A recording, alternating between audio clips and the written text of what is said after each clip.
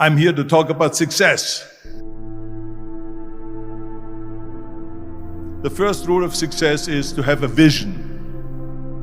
You see, if you don't have a vision of where you go, and if you don't have a goal where you go, you drift around and you never end up anywhere. I mean, as you know, I was born in 1947 in Austria after the Second World War.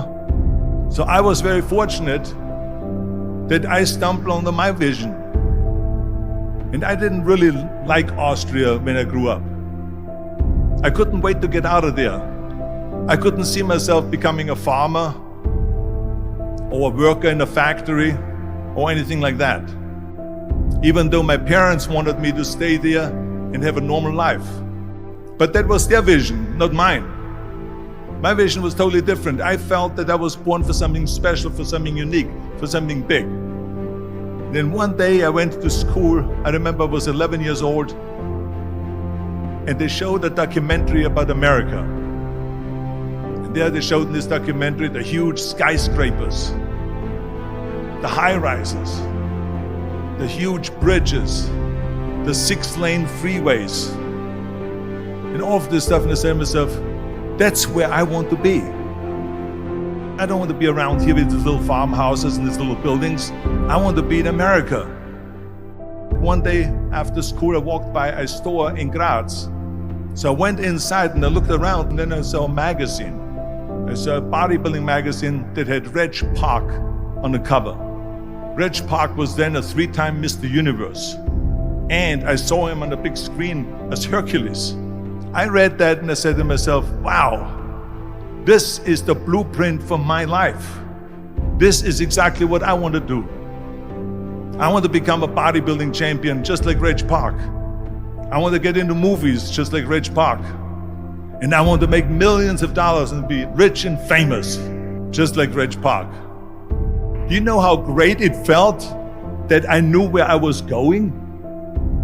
Imagine the majority of people don't know where they're going. I knew where I was going, that I'm going to become this bodybuilding champion just like him. So it was just a question of how do you do it?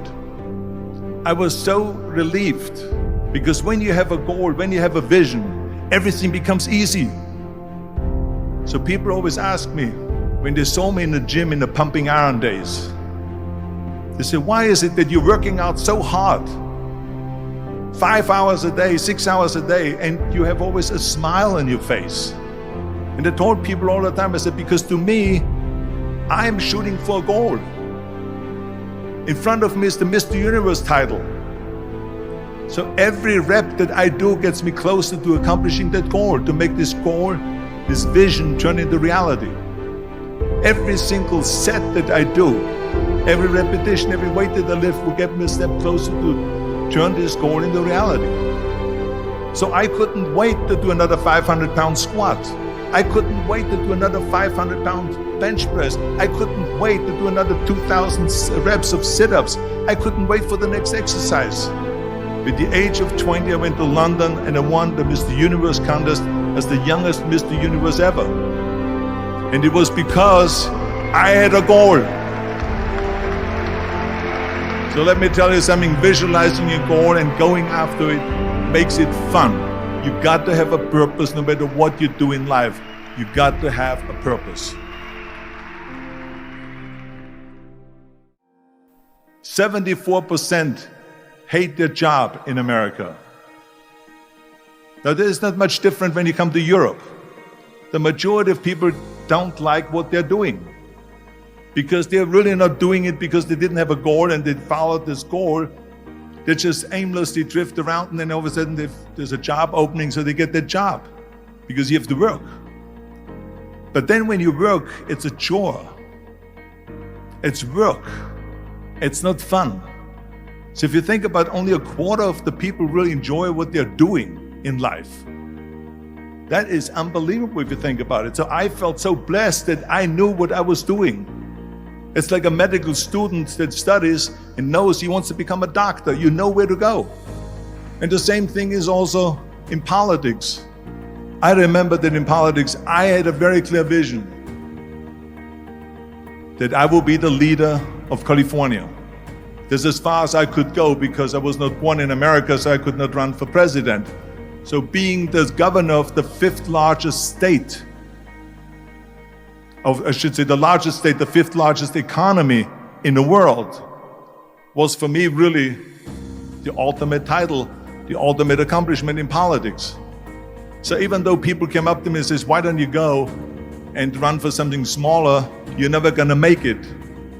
I ran for governor, and then 2 months later I became governor of the state of California. Again, because I had a very clear vision what I'm gonna do with California. So that's rule number one, have a vision. Rule number two is, don't listen to the naysayers. Don't listen to the naysayers.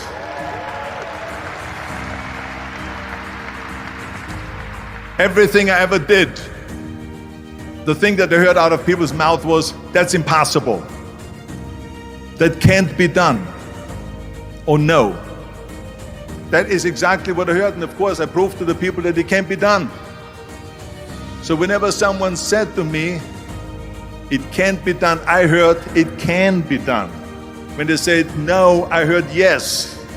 And when they said it's impossible, I heard it is possible. I'm a strong believer of what Nelson Mandela said, that everything is always impossible until someone does it.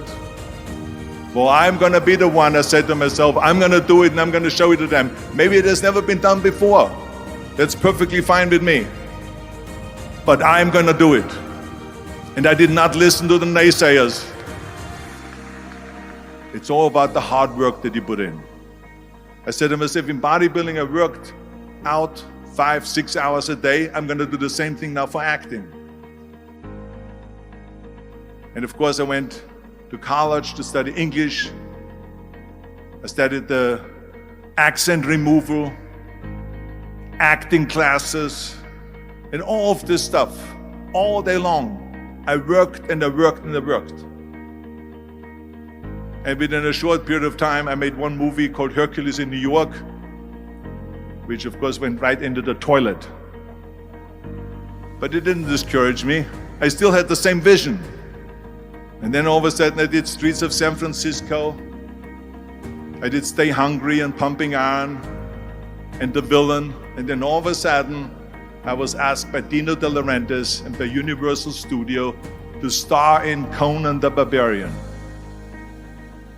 And after I did Conan the Barbarian, the director at the press conference said to the press,